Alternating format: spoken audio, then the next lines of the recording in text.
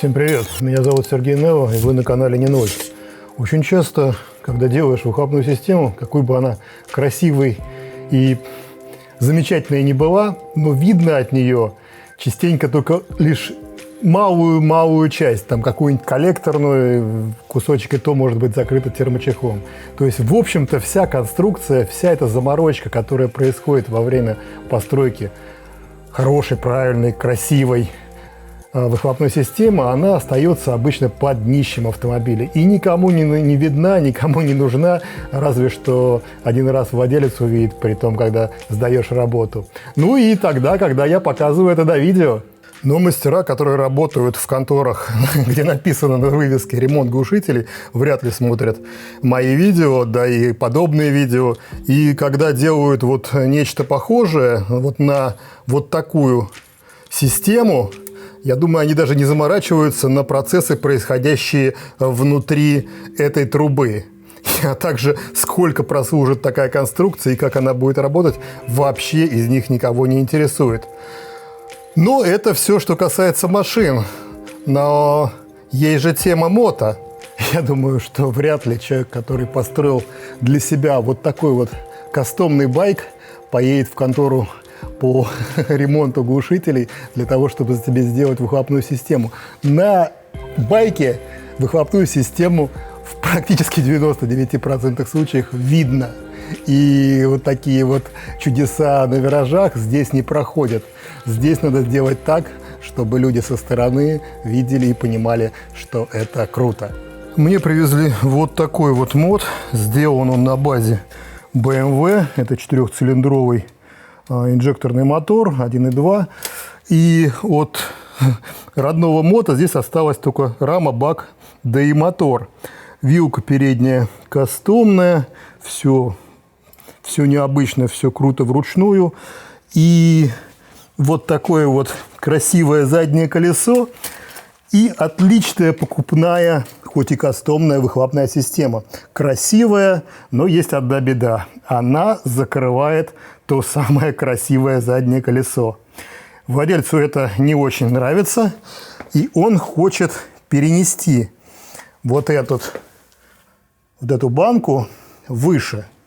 Ну, в общем-то, с такой задачей он ко мне и приехал. То есть надо взять вот эту оконечную банку и поставить как-то вот так.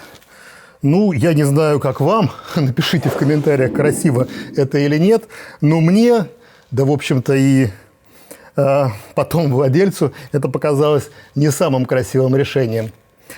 Куда более красиво было бы поставить эту банку вот сюда, то есть развернуть ее и, повторив изгибы рамы, установить совершенно в другое место.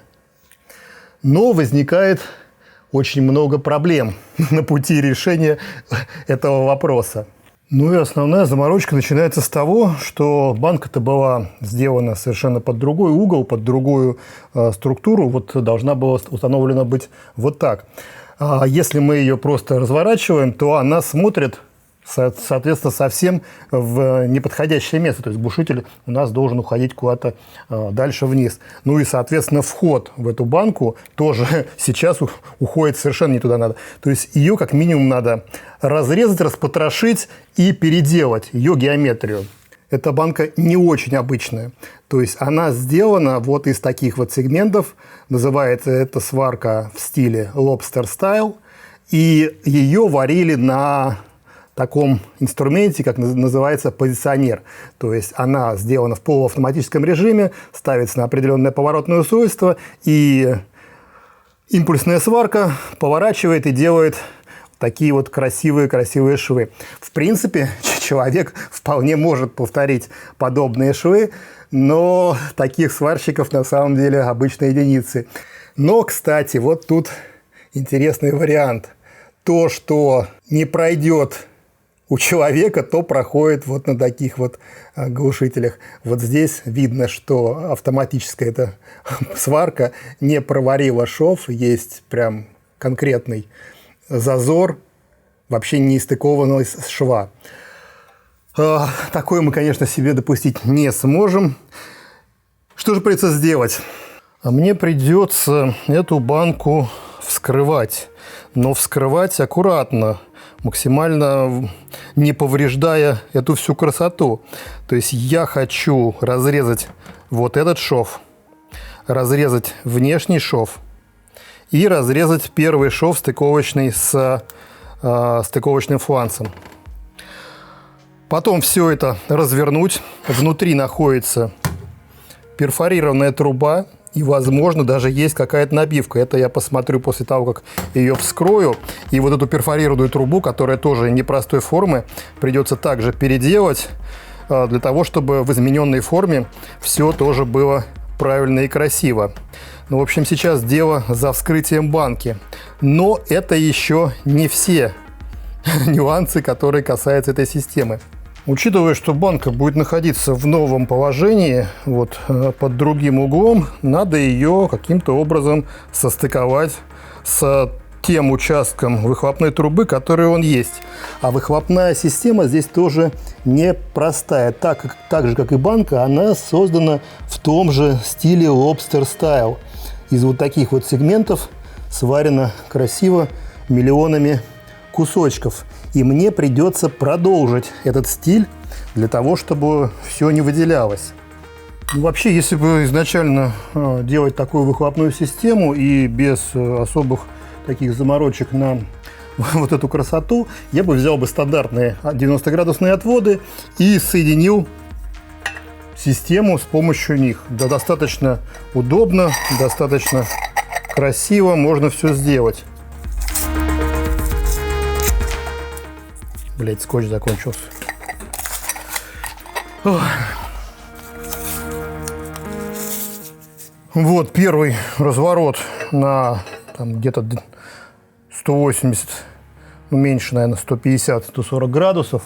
Потом в разворот в обратную сторону еще на 90. И получается почти выход в то место, куда мне нужно, где банка-то есть. А вот. Дальше остается лишь повернуть выход на банке, и вся система, в общем-то, построена. Система получается с правильным сохранением сечения на всем промежутке, абсолютно без каких-то затыков. Красивая, но красивая для автомобиля. Да, конечно, ее можно заполировать, и тогда будет она однородная, вообще без швов, но в этой стилистике, в Lobster Style, придется действовать немножко по-другому. Я думаю, мы воспользуемся приспособами от Михаила S3 Deck TIG. Я не один раз рассказывал про его различные инструменты для тиг-сварки, и мы воспользуемся конструктором. Во-первых, для того, чтобы воссоздать эту геометрию, которая будет из сегментов, ну и, конечно же, предварительно показать владельцу и согласовать с ним вот этот конечный вид макет.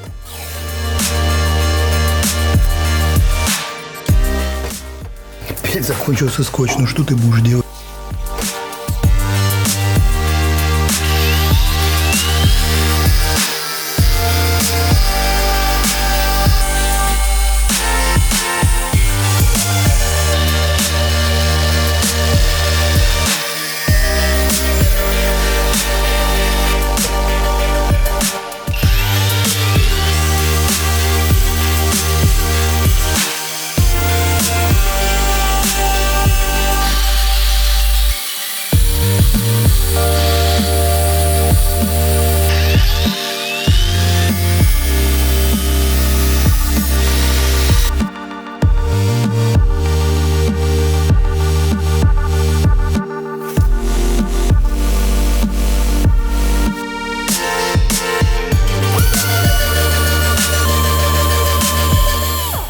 Ну что ж, банка распилена.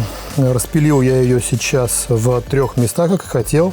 В основании, в том месте, где я ее хочу повернуть, и с внешнего края, потому что, скорее всего, придется вытащить вот эту крайнюю часть и ее поворачивать. Строение банки, в принципе, классическое.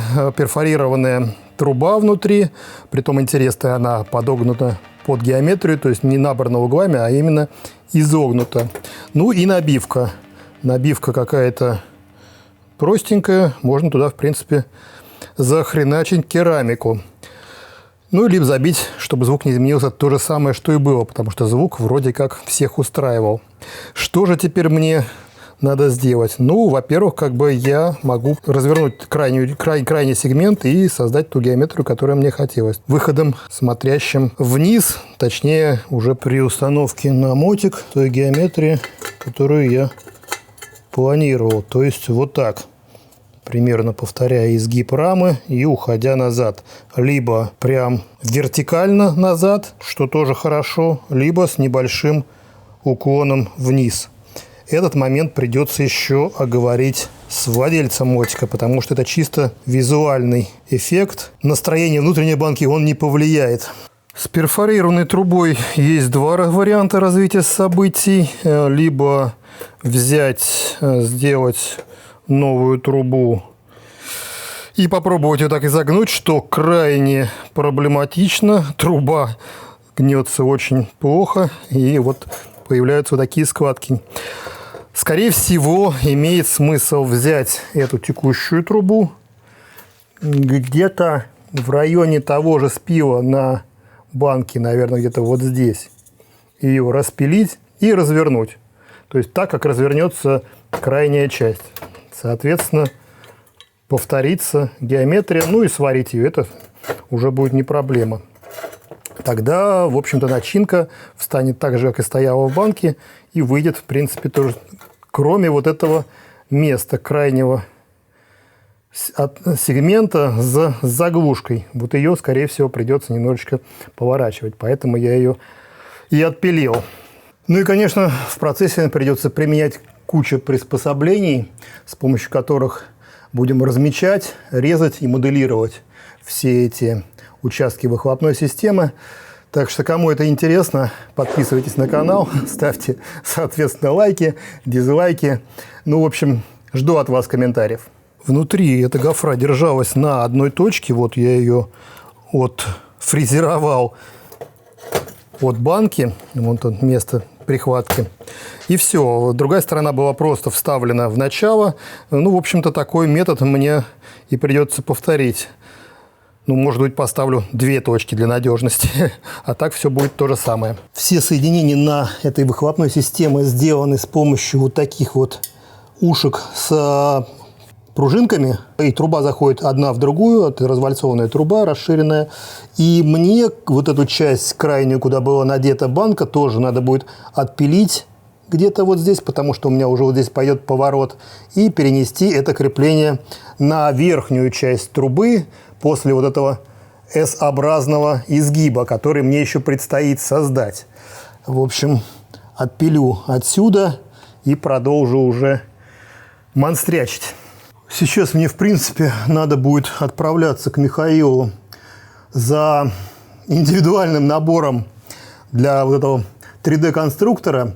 Почему именно индивидуальным, почему на заказ, я расскажу позже. Так что не переключайтесь, а кому интересно, ну, конечно, подписывайтесь.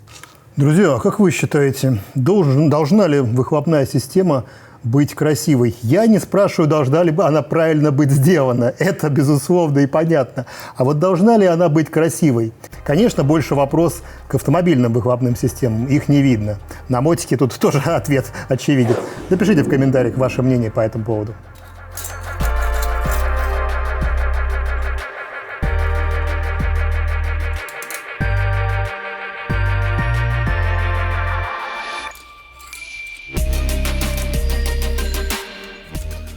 Закрепил я заднюю банку к раме. Ну, это такое временное решение для того, чтобы выставить геометрию.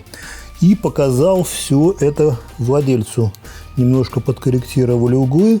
И, в общем-то, с идеей того, что банка должна повторять изгиб рамы и, в общем-то, открыть колесо, она будет стоять вот так. То есть банка останется вот в таком положении. Не знаю, на ваш взгляд, красиво это или нет. Мне показалось, что красиво. Напишите в комментариях, как вам такое расположение банки.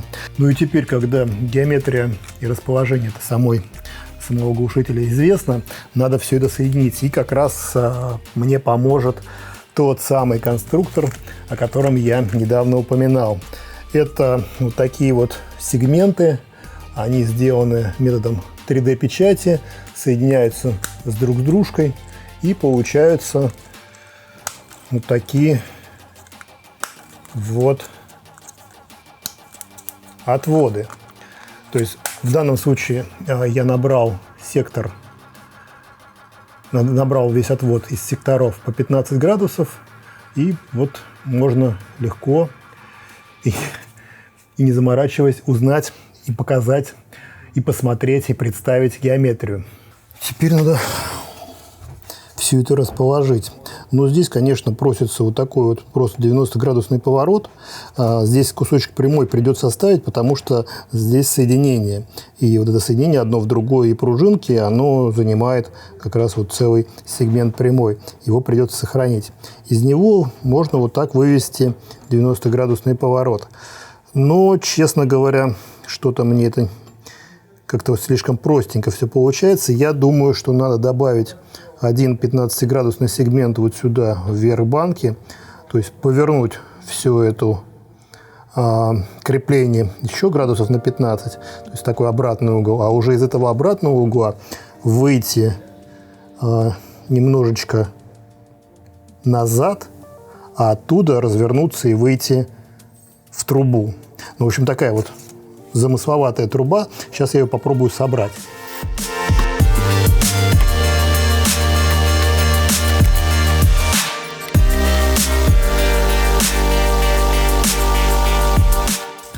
Но собирать как-то это все прямыми углами не хочется. Хочется какую-то заморочку, чтобы как-то вот красивее смотрелось. Пусть и в ущерб небольшой геометрии, но в целом плавные повороты будут, изгибы. Придется по-любому, в общем, отрезать трубу, которая здесь была, этот прямой участок, для того, чтобы где-то отсюда начать и выйти чуть-чуть назад, а потом чуть-чуть вперед и уже развернуться вверх. То есть вот такая какая-то змея получится. В общем, сначала отрежу трубу, чтобы можно было макетировать все поудобнее.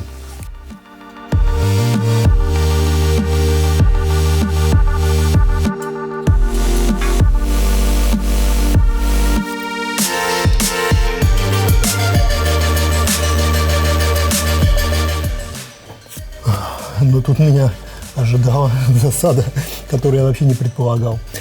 Пружинки-то я снял, а вот это соединение, оно, во-первых, стоит на конусе, во-вторых, оно поработало от вибрации, еще встало чуть подальше. Да, я думаю, затягивали его на расслабленную. В общем, вытащить эту заднюю часть отдельно я вообще никак не могу. То есть сейчас придется откручивать коллектор целиком от мотора. И я думаю, так целиком его снимать и ставить каждый раз. С одной стороны, это сохранит геометрию вот эту, и она не изменится от посадки, потому что посадку можно сделать каждый раз немножко другую. Но это целый кусок работы, который придется сейчас делать. Почему-то откручивать, что делать?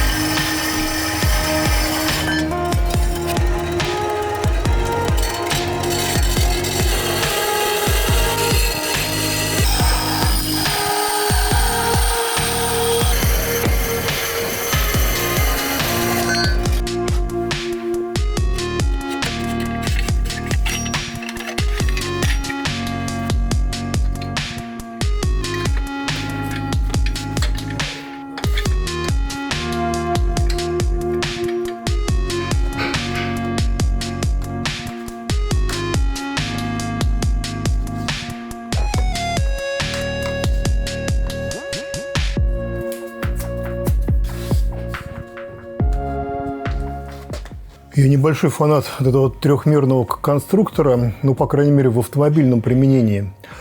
Но вот в теме мото эта штука практически незаменимая, потому что здесь визуальная составляющая, она практически одна из главных. И надо показать владельцу, как это все будет выглядеть перед тем, как это все соберешь, чтобы 10 раз не переваривать, переотрезать. Поэтому трехмерный вот такой конструктор здесь, ну, прям, можно сказать, необходим. Как я хотел замысловатую конструкцию, так я ее и создал. То есть никакой прямой трубы, ну, кроме начальной, где проходит часть коробки передач и картер двигателя. В стиле подъема на коллекторе такой же подъем на банку. То есть вот такой вот он изогнутый в пространстве, уходит под машину, под мотоцикл, привык я к машинам, выходит оттуда и, соответственно, поворачивает, выходит на банку. Вот так это все выглядит со стороны. Вот так это все выглядит сзади. То есть вроде как все аккуратненько и красивенько. Ну и теперь осталось все это повторить в металле. То есть нарезать все те же сектора. В свое время, когда я еще обучал людей, как делать выхлопные системы, не с помощью видео, а вживую, были у меня не одни бригады сварщиков, притом очень хороших профессиональных сварщиков, и я им говорю, ну, возьмите вот отвод и обойдите мне вот этот угол, разрезав его в одном месте. И они его и так крутят, и сяк крутят, но не получается, не создает у них мозг картинку, как надо разрезать и развернуть. А его надо было разрезать пополам и развернуть, и получился бы обход. Это, конечно, позволяет решить конструктор. Но вот по мне так человек должен обладать вот этим образным мышлением, потому что конструктор его не заменит. Он, конечно, позволит решить некоторые моменты, но если ты изначально не умеешь и моделировать, то, наверное, не стоит за это браться. Как вы думаете, так оно или нет?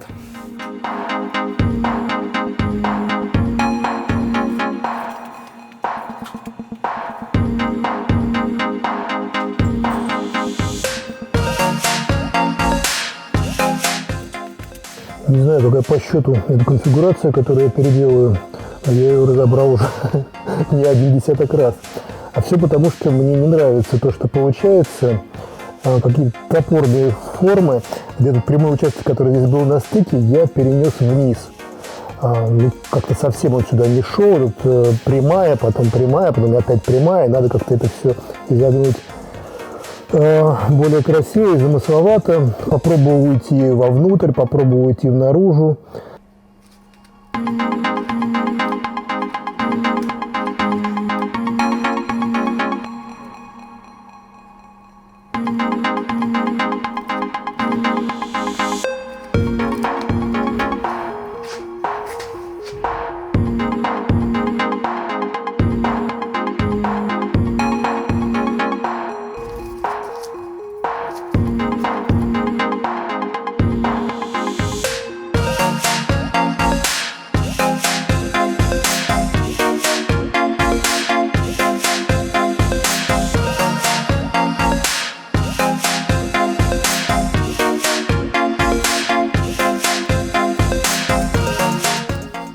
Вся проблема в том, что я до сих пор эту конфигурацию создавал по единственному простому принципу – прийти из начальной точки в конечную точку. То есть какой-то идеи в голове, как она должна выглядеть, у меня не было. А без идеи трудно работать. И даже сделать что-то красивое, наверное, практически невозможно. Я думаю, все художники, там, деятели искусства меня поймут, потому что это все-таки относится к какому-то творческому процессу, и здесь надо понимать, что ты хочешь сделать. И вот, переспав с этой конфигурацией ночь, ко мне пришла такая идея в голову, но закончились сегменты для конструктора. И сейчас предстоит поехать к Михаилу, заказать еще десяток этих сегментов, но процесс постройки этого конструктора не быстрый. А я в это время займусь производством секторов, тех самых железных участков, из которых мне придется сваривать всю эту систему. Вообще стандартно я бы начал делать эти повороты из стандартного отвода, напилив их секторами. Благо, что для этого у Михаила также есть специальные приспособы, которые позволяют на нужный угол порезать отвод. То есть на 15, 22,5, 30, 45 градусов. Ну и, соответственно, сумму можно разметить и отрезать это все ровненько и красиво. Для чего, кстати, для ленточной пилы есть тоже специальный держатель, который зажимает отвод, и по отметке под нужным углом его можно отпилить. Все очень красиво и здорово, ровненько, но стилистика уже сделанной выхлопной системы позволяет мне действовать по-другому. Здесь отводы, вот эти все сектора порезаны из прямой трубы. И мне также придется взять прямую трубу. Благо, что и для этого у Михаила есть специальная приспособа, специальный шаблон, вот, на 15 градусов. Я его надену на трубу, отмечу нужный мне сектор, и, в общем-то, все здорово. Можно зажимать в ленточную пилу и пилить. Но есть один нюанс. Мне таких секторов надо сделать штук 20, а то и 30. Поэтому на одной трубе мне надо их разметить так, чтобы можно было пилить аккуратно и ровно. Вот с этим я сейчас процессом и займусь. Мне надо будет один сектор отметить так, потом развернуть, отметить так, и все это сделать с такими-то пометками, чтобы я потом не запутался и отрезал все ровно по разметке.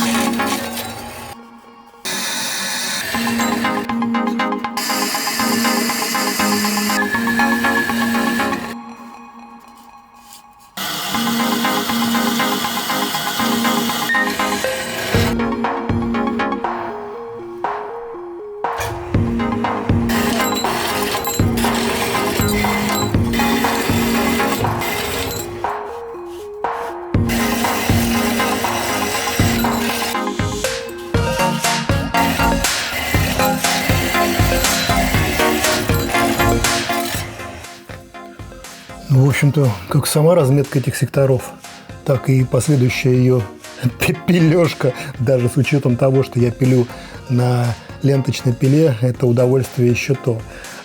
Очень неудобно выставлять каждый раз трубу для того, чтобы ровно на 180 градусов поворачивался сектором, и пила всегда пилила ровным сектором по 7,5 градусов. Хотя здесь приходит на помощь еще одна приспособа от S3 Dectic. Это вот такая вот втулка в тесочке, которая обнимает трубу и хорошо ее зажимают. Очень полезная штука, когда дело касается особенно полированных труб. Но ее пришлось немножко доработать, нанести на нее вот такие вот метки, которые как раз и показывают направление, в котором сейчас стоит труба. Надо, кстати, предложить Михаилу внести в конструкцию это изменение и сделать тут пометки с определенным градусом для подобных пилений.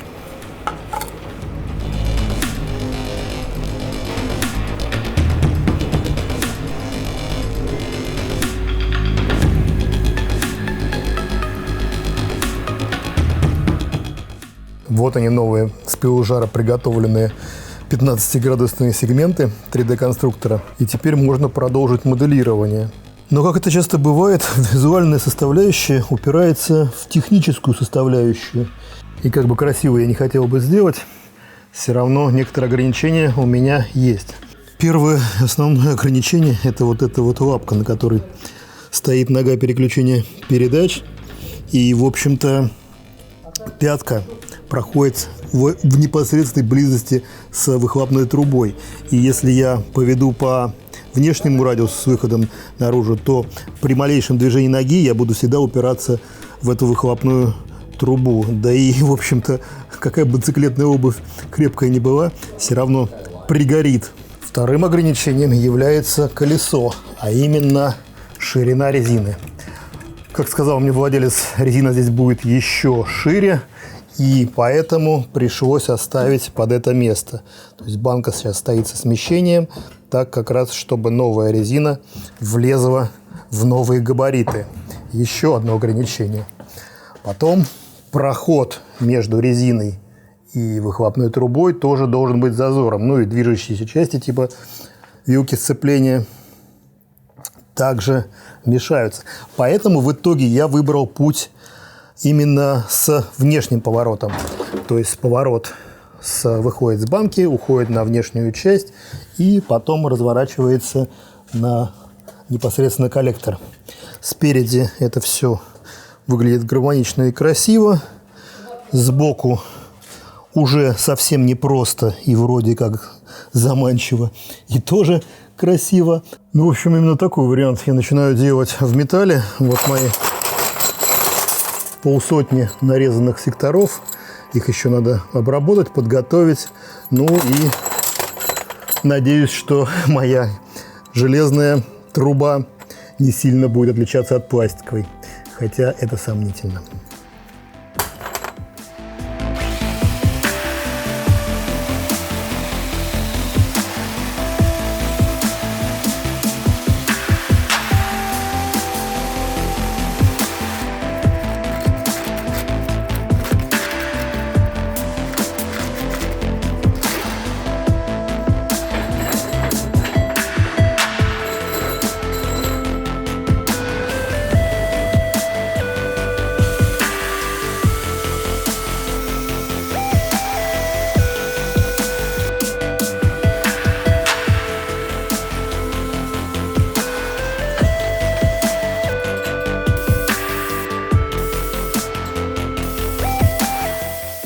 Приходит как-то ко мне чел и спрашивает, сколько будет стоить переделать выхлопную систему.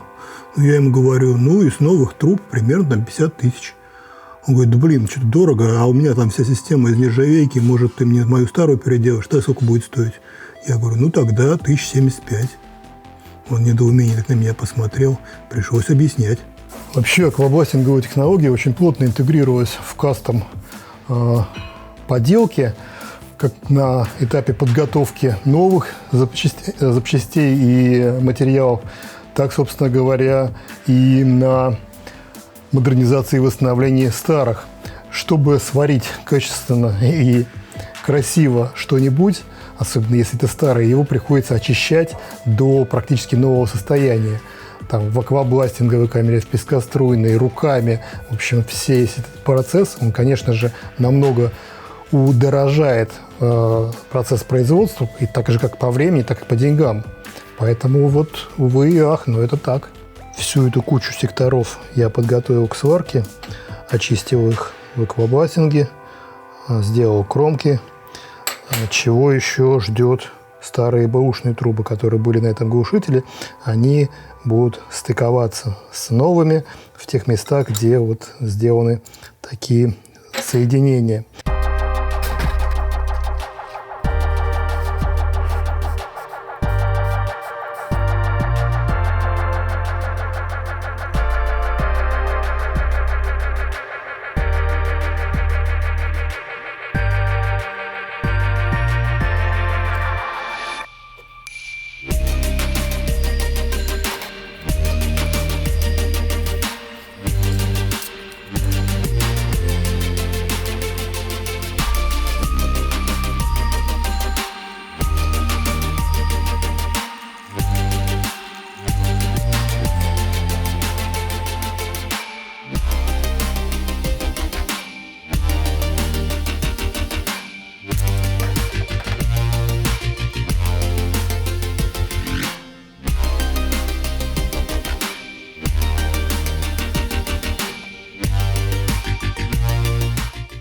Да, конечно, конструктор – это здорово и замечательно. Можно взять каждый сектор, повернуть его на часть градуса и прийти из одной точки в другую по-любому просто. Другое дело, когда все начинаешь делать в металле. Тогда уже прав на ошибку становится все меньше и меньше. Если скотч, такой папье-маше, еще можно как-то разъединить и подкорректировать, потому что в любом случае, как ни старайся, повторить 100% геометрию, то, что было сделано из пластика, не получится. То есть каждый доля градуса на одном из этих 20 срезов, она в сумме легко даст градус 2 и 3, а градус в основании даст 10 градусов отвода на другом конце этой длинной конструкции. Но, в общем-то, конструкция получилась.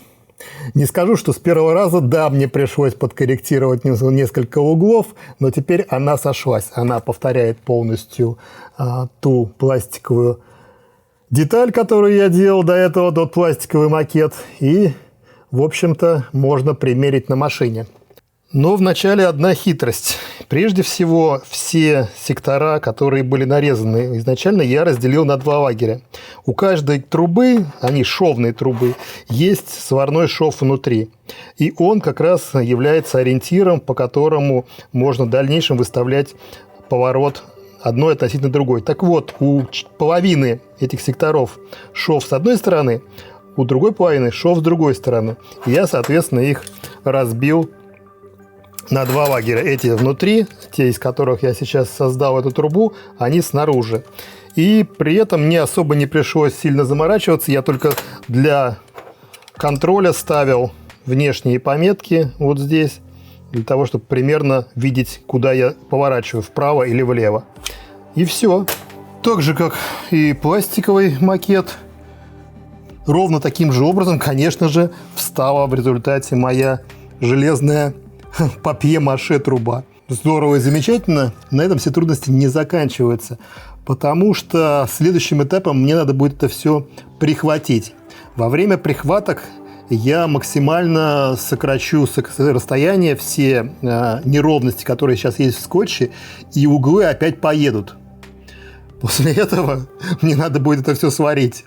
На тепловой деформации углы уедут еще больше. Ну, в общем, куда я попаду в итоге, я не знаю. Но куда-то попаду.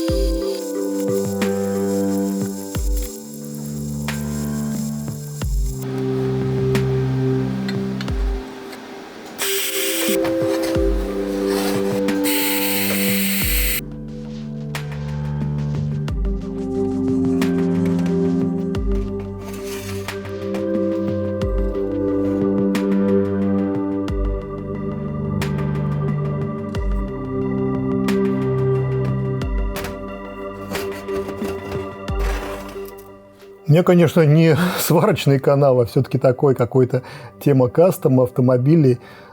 Просто все работы по машинам, мотоциклам зачастую напрямую зависят именно от сварки. Если не умеешь сваривать детали, то в этом деле вообще делать нечего.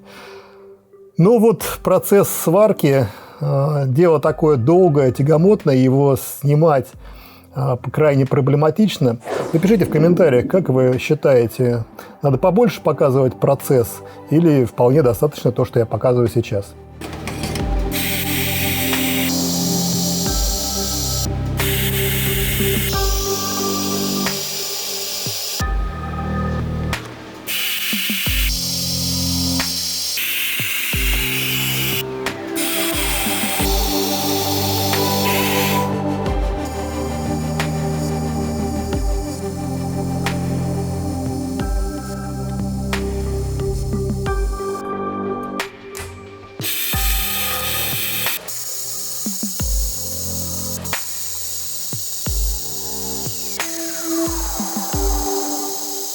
Теперь, когда вся труба готова, я не знаю, насколько это weld-porn или не weld-porn, но в целом швы получились аккуратненькие.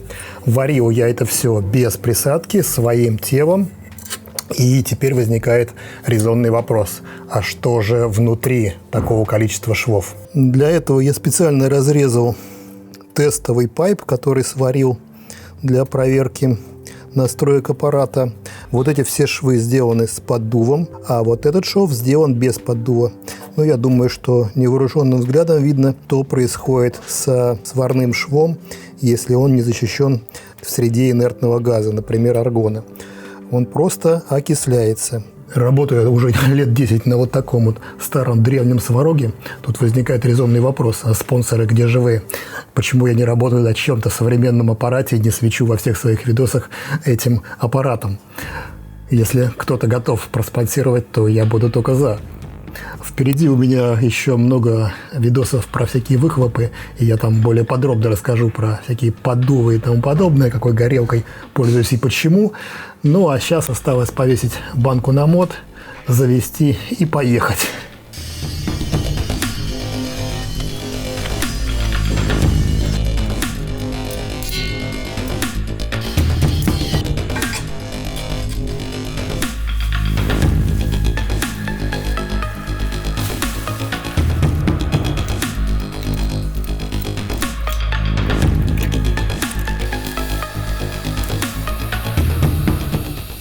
Давненько я не просил написать комментарий, а сейчас самый подходящий повод. Кстати, у меня есть канал NeoFAQ, в котором я размещаю видеоответы на ваши комментарии. Так что пишите комментарии, понравившиеся мне или набравший больше всего лайков комментарий, получит видеоответ. Ну, а я же закончил всю систему и теперь могу ее установить финально на мотик. Вот такая вот выхлопная система получилась в итоге.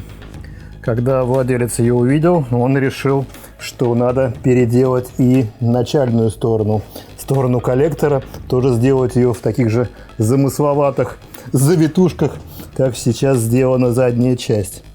Банку мы переделали, развернули, вскрыли, закрыли, по новой перезабили. Зазоры все как были, так и остались. Единственное, что еще потом сделается кронштейн, к которому этот выхлоп будет крепиться. Пока он сейчас в воздухе. Ну или я его посажу временно на тот хомут, который примерял. Держится задняя часть на тех же пружинках, которых и держалась до этого банка. Стыковка с коллекторной частью тоже на этих же пружинках. Ну, то есть функционал, в принципе, остался тот же. Насколько это красиво или нет, можете посудить сами. Ну и написать в комментариях, конечно же.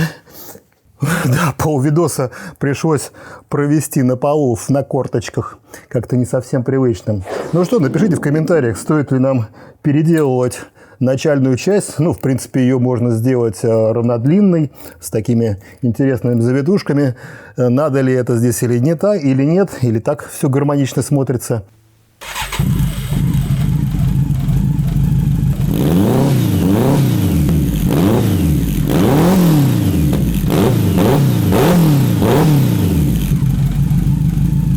Да, мотик есть мотик. Звучит прикольно. Я надеюсь, что не зря потратил 2 недели своей жизни, 3 баллона аргона и кучу нервов. И система получилась достойная. Ну а на этом это все. Я надеюсь, что вам понравился мой длинный видос.